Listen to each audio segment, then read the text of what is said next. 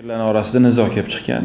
در ازبکستان با قرار حکومت فرمان داده شد که کانتنت ها و شرح‌های در اینترنت جای داشته را که مقامات غیر قانونی میشمارند نصب کرده شوند. قرار حکومت تحت رقم 807 از 23 دکبر ترتیب فرستادن به صاحبان سامانه ها، صحیفه های سامانه ها و مسنجر ها، اینچنین به بلاگران آگاهنامه درباره نصب کردن معلوماتی که پهن کردن آن در ازبکستان منع شده است تصدیق کرد. خبر داده شده است که در طول 24 ساعت مرکز علاقه عمومی آژانسی اطلاعات و کمونیکاسیون عمومی نزد دستگاه پرزیدنت ازبکستان رسما در شکل الکترونی به صاحبان سامانه ها، بلاگرها درباره نصب کردن معلومات غیر قانونی آگاهنامه میفرستد.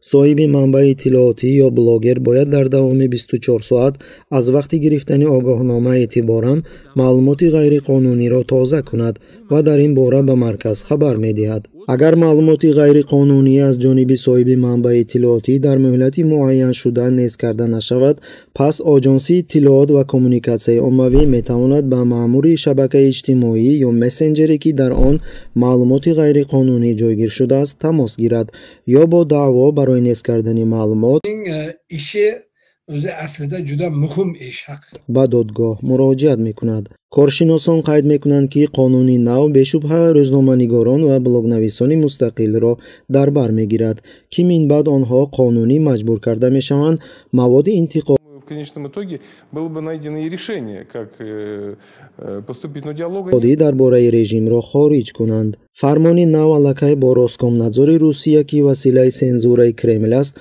مقایسه کرده شد و به آن امکان می‌دهد به همه گونه موادهای برای مقامات مخالف را در اینترنت منع کند و یا نصب کردن آن را طلب کند. با این از جریان درازی دادگاهی برای انیق کردن مواد همچون غیر قانونی Она ничего не имеет общего с общественно значимой информацией, с политической или государственной значимостью.